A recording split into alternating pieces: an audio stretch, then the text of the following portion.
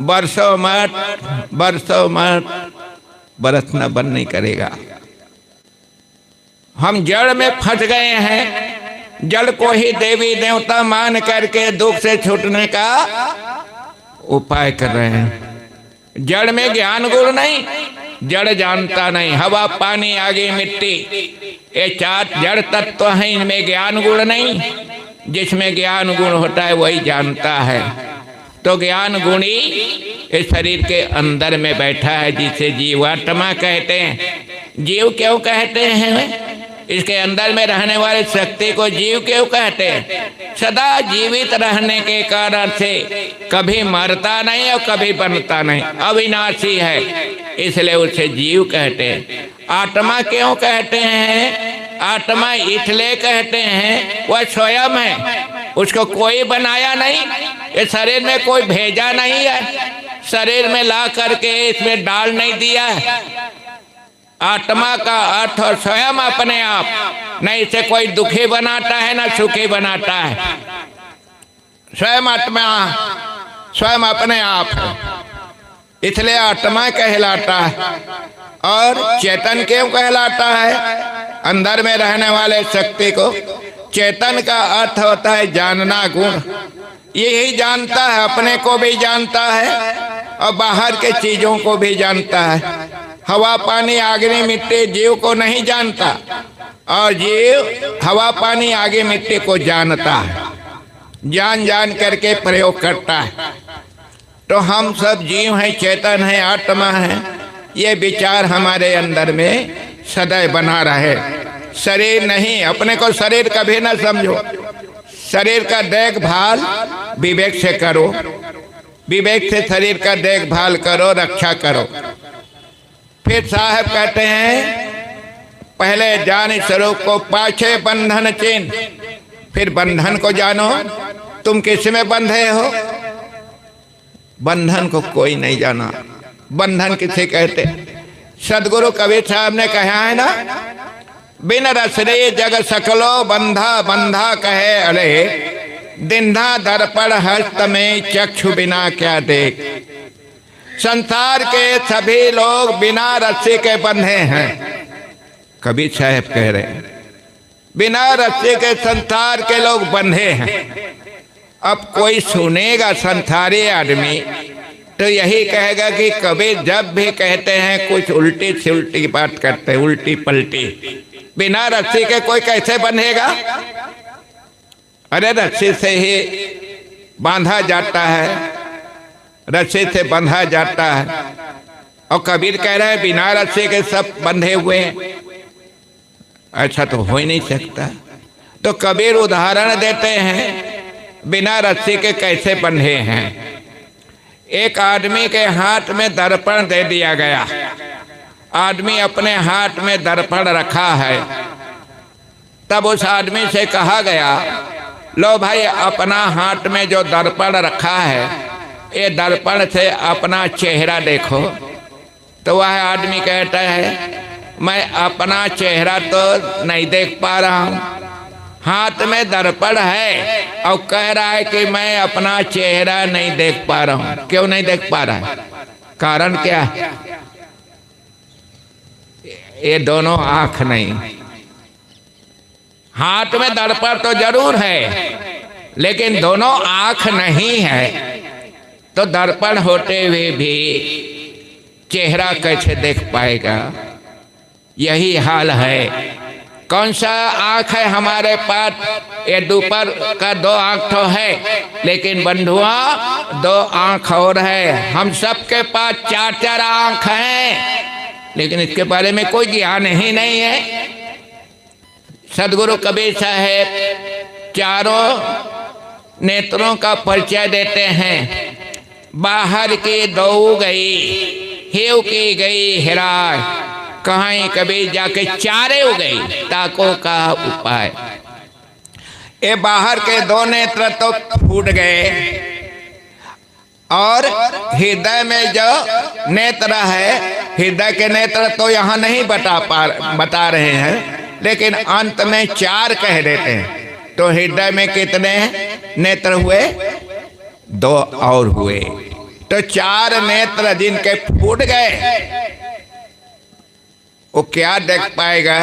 दुख किसे कहते हैं, सुख किसे कहते हैं, धर्म किसे कहते हैं, अधर्म किसे कहते हैं, पाप किसे कहते हैं, पुण्य किसे कहते हैं, देवी किसे कहते हैं, देवता किसे कहते हैं, नहीं जानेंगे। जिसके हृदय के ही नेत्र फूट गए वो क्या जानेगा? तो ये जानने का तरीका सत्संग में मिलता है, वो भी पारक सिद्धांत के सत्संग। सत्संग तो बहुत हो रहा है दुनिया में, संत तो बहुत हैं, गुरु कहलाने वाले भी बहुत हैं, सदगुरु कहलाने वाले भी बहुत हैं, लेकिन मानव समाज में आज विषमता दिखाई दे रही है। आपस में लड़ रहे हैं, एक दूसरे की निंदा कर रहे हैं, हत्याएं हो रही हैं, बलात्कार हो रहे हैं, खान पान बिगड़ा हुआ है। अधिक गुरु होने के बावजूद भी, अधिक सदगुरु होने के बावजूद भी आज समान बिगड़ा हुआ नजर आ रहा है। कारण क्या है? क्यों? हम बंधन को नहीं जाने हैं, और बंधन को नहीं जाने हम सदगुरु कहला रहे हैं। बंधन को नहीं जाने हैं, हम संत करते हैं ऐसा कह रहे हैं। हमारे गुरु हैं, हमारे आचार्य हैं, लेकिन बंधन को नहीं जाने। सदगुरु कबीर साहब बंधन का परिचय दे रहे, बिना रस्सी के संसार के लोग बने हैं। तो वह बंधन कैसा है? आइए आज हम जान लें वो बंधन क्या है। एक आदमी गाय के गले में रस्सी बांध कर और रस्सी के एक छोर को पकड़ कर जा रहा था। आगे आगे आदमी जा रहा था, पीछे पीछे गाय जा रही थी। रास्ता में दो आदमी खड़े हुए थे। दोनों में से एक आदमी ने अपने साथी से पूछा, बताओ गाय बंधन में है कि आदमी बंधन में है? तो उसका साथी उत्तर देता है, गाय बंधन में है। गाय के गले में रस्सी बंधी है और आदमी रस्सी के छोर को पकड़ा पकड़ा आगे आगे जा रहा है। गाय पीछे पीछे जा रही। गाय बंधन में है तभी तो पीछे पीछे जा रही है, गाय बंधन में है, ऐसा उत्तर दिया। कुछ ही दूर पर जब पहुंचा हुआ आदमी तो उसके हाथ से रस्सी छूट जाती है और रस्सी छूटते ही गाय पीछे भागी। अब उसके पीछे पीछे नहीं जा रहे, गाय पीछे भागी। तो वह आदमी गाय को पकड़ने के लिए उसके पीछे दौड़ा। अब बताओ गाय बंधन में है कि आदमी बंधन में है? आदमी बंधन में है, गाय बंधन में नहीं। गाय ये नहीं मानती कि ये मेरे स्वामी हैं, चलो इनके पीछे पीछे चलूं। गाय नहीं मानती, लेकिन आदमी मान लिया ये मेरी गाय है, मेरी गाय है। वही मेरी का भाव जो है उसको दौड़ने के लिए मजबूर कर दिया। गाय मेरी है, वही मान्यता ही हमारा बंधन है। हम मान लेते हैं मेरे मकान है, मेरी जमीन है, मेरा पुत्र है, मेरा राज्य है। ऐसा मान मान करके हम अहंकार में भूले रहते हैं, लड़ते हैं, झगड़ते हैं, ना मालूम क्या क्या अपराध करते मान करके। यही मानना बंधन है। माने ना विवेक करके व्यवहार चलाने के लिए अपना कहें। घर एक दिन छूटेंगे, परिवार के लोग छूटेंगे, जमीन जायदाद छूटेंगे, ये शरीर एक दिन छूटेगा। अपना कहाँ है? जो चीज अपना नहीं उसको मान मान करके अहंकार करते हैं, लड़ते हैं, झगड़ते हैं, ना मालूम क्या क्या अपराध करते हैं। बंधुओं, इस संसार का एक कण भी हमारा नहीं है। जब तक जीवन है तब तक के पानी पदार्थ का सदुपयोग करें और सदुपयोग करके जीवन की सुरक्षा करें। तो मानना बंधन है, मानना बंधन है। मानो ना जानो, मानना और जानना में अंतर पड़ता है। जानना अनुभव की बात होती है और मानना सुनी हुई बात के आधार पर मान लेते हैं। किसी ने कहा वहाँ देवी निकली है, देवी प्रकट हो गई है, बस माने और चले गए। अब वहाँ गए तो ठग लोगों ने एक पत्थर में बंदा लगा दिया, उसे कह दिया देवी है, देवी मान लिए, लेकिन जाने नहीं ये देवी है कि नहीं है, कहाँ जाने। मान करके सब कोई दौड़े जा रहे हैं, सुन करके अब मान करके दौड़े जा रहे हैं, जाने नहीं। जानना अनुभव की बात होती है। इसलिए सदगुरु कबीर साहब कहते हैं, पहले जानी स्वरूप को पाछे बंधन चैन, दोनों की परिचय भई तब ही मुक्ति लखिली। पहले अपने आप को जानो। तो अभी हम लोग क्या जाने, हम जीव हैं, चेतन हैं, आत्मा है, शरीर नहीं है, ये जानने। और बंधन कौन कौन से होते हैं, इनको भी सदगुरु कबीर साहब बताते हैं। सदगुरु कबीर साहब बंधन दो प्रकार के बताए, एक मोटी बंधन खानी जाल, झीने बंधन बाणी जाल। खानी जाल में ये प्राणी पदार्थ जो आँखों के सामने देखने में आ रहे हैं, ये सब मोटी बंधन है, खानी जाल है। इसे में मान करके हम बंधे हैं। इन बंधन को छुड़ाना है तो संतों के पास बैठे, संतों के पास बैठेंगे तो बंधन से छुटकारा पा जाएंगे। मोटी माया से, मोटी माया, खानी जाल, प्राणी पदार्थ, ये सब मोटी माया है, खानी पदार्थ है, जो जीवन के व्यवहार क्षेत्र में इनका प्रयोग करना है। मान करके नहीं, जान करके। जैसे हमें भोजन करना है तो धन की आवश्यकता पड़ती है, शरीर की सुरक्षा करना है तो मकान कपड़े की आवश्यकता पड़ती है। इन आवश्यकता को विवेक से पूरा करते हुए जीवन निर्वाह लें। सदगुरु कबीर हमें यही कहते हैं, दुख छूटन इच्छा जिसे छोड़ इंद्रियन भोग, तन निर्वाहिक काज करी काटी वासनायो।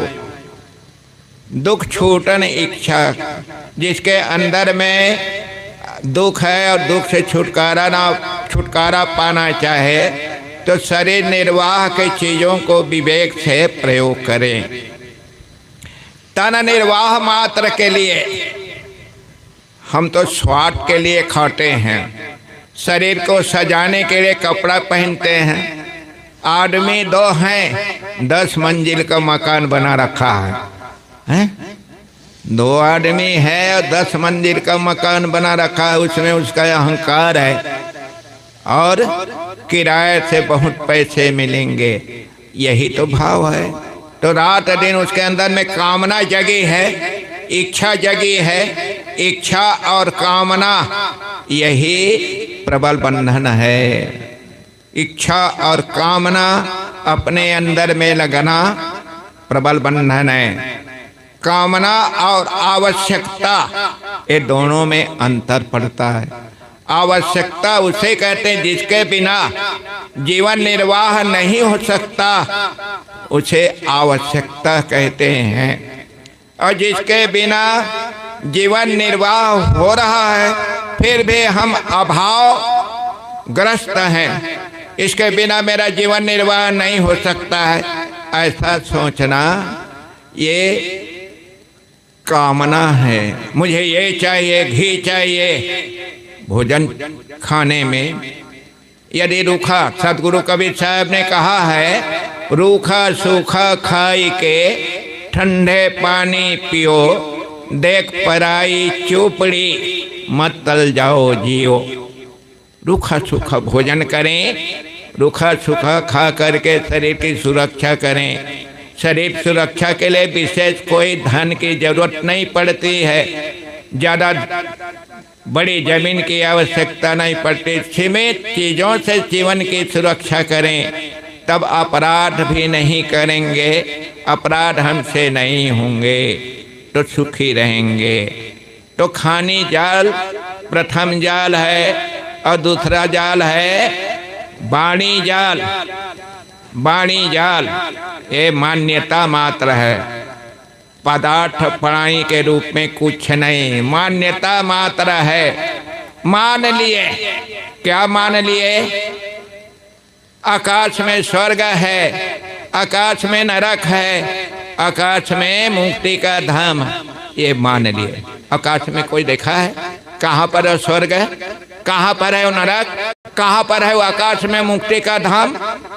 किसी ने अनुभव किया आज तक? बस किसी ने कह दिया, मान लिए, और ऊपर ऊपर की बात को मान मान करके हम अपराध करते हैं, दुखी हैं।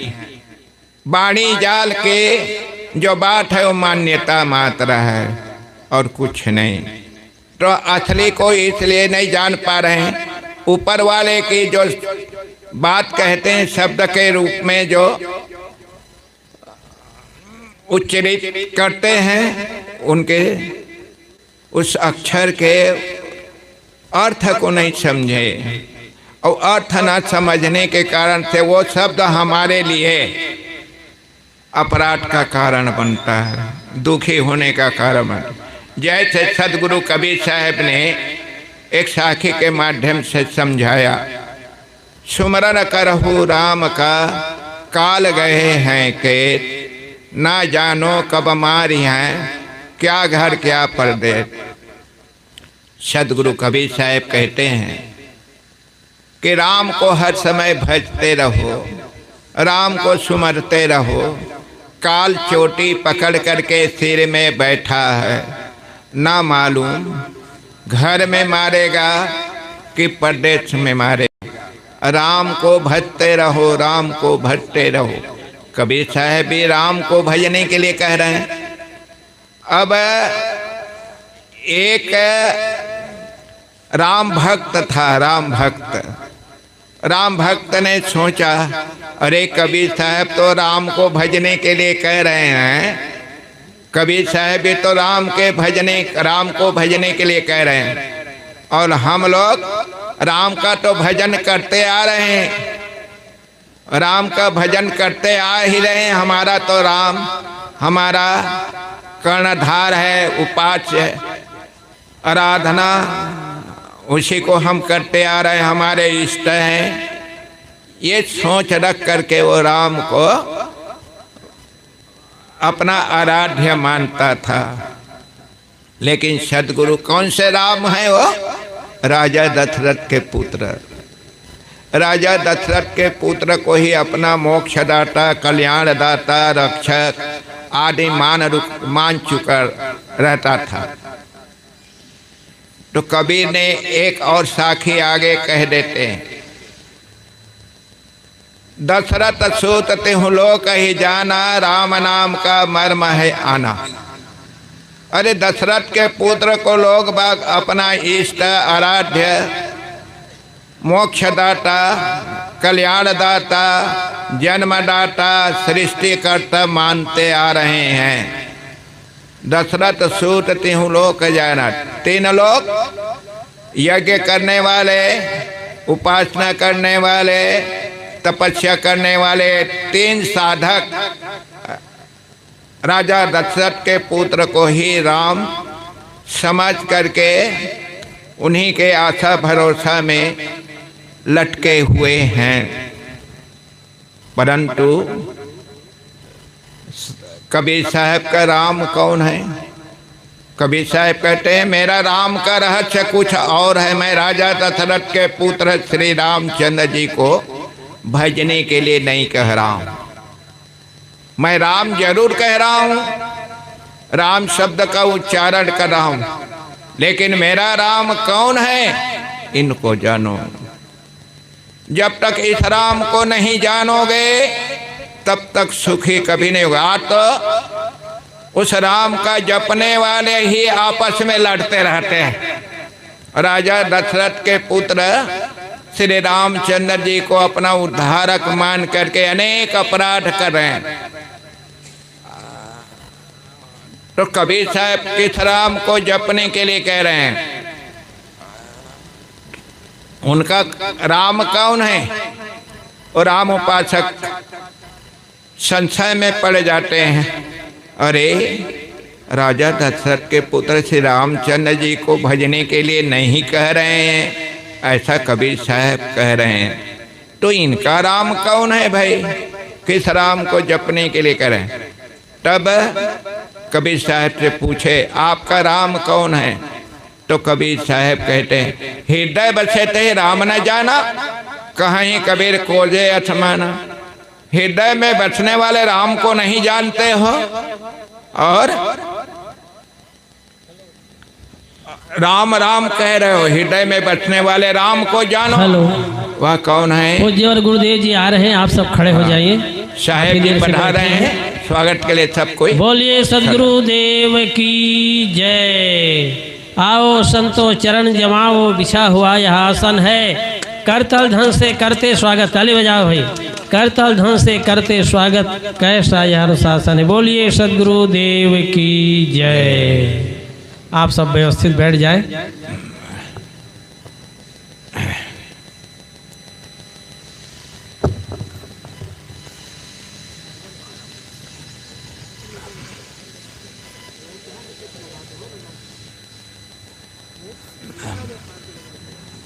मैं अभी सभी बैठ जाए, शांति से बैठ जाए। अभी जो प्रसंग चला रहा था उसको 2 मिनट में समाप्त करे तो पूज्य साहेब जी मंचासीन हो चुके हैं। तो कबीर साहेब अपना राम का परिचय देते हुए कह रहे हैं, हृदय बसे ते राम न जाना, कहीं कबीर खोजे अछमाना। हृदय में बसने वाले राम को नहीं जानते हो और आकाश में राम को खोज रहे हो। वो आकाश में राम किसे कहोगे? कौन सुनेगा? कौन आशीर्वाद देगा? अरे हृदय में बसा है उस राम को जानो। तो हृदय में कौन है? शरीर के अंदर हृदय होता है, पत्थर में हृदय नहीं होता है, फोटो में हृदय नहीं होता है, वृक्ष में हृदय नहीं होता है, प्राणी के शरीर में हृदय होता है। और प्राणी के शरीर में जो हृदय, वहाँ रहने वाला कौन है? ये जीवात्मा। इस शरीर के अंदर में जीवात्मा है। और जितने प्राणी हैं सब जीवात्मा की गणना में आते हैं, इसलिए सभी प्राणी राम हुए। चींटी भी राम हुए, पशु पक्षी कीड़े मकोड़े सब राम हुए, सब मानव राम हुए। एक रामव कहाँ है? अनंत राम है। सभी प्राणी के साथ में हमें अच्छा व्यवहार करना है। सभी प्राणी को राम समझ करके अच्छा व्यवहार करें। हमारे अंदर में किसी भी प्राणी के प्रति कोई दुर्गुण बुराई आदि नहीं रह जाए। किसी को मारने के, छलने के, गाली देने के गुण नहीं रह जाएंगे। इसलिए सभी प्राणी राम हैं, ऐसा समझ करके सब प्राणियों के साथ अच्छा व्यवहार करें। यही सदगुरु कबीर साहब का संदेश मानव के लिए कहा गया है। इसलिए पहले जान स्वरूप को, पाछे बंधन चिन्ह, दोनों की परिचय भई तबहि मुक्ति लखिलीन। मैं अपनी वाणी पर विराम लगाता हूँ। बोलिए सदगुरुदेव की जय।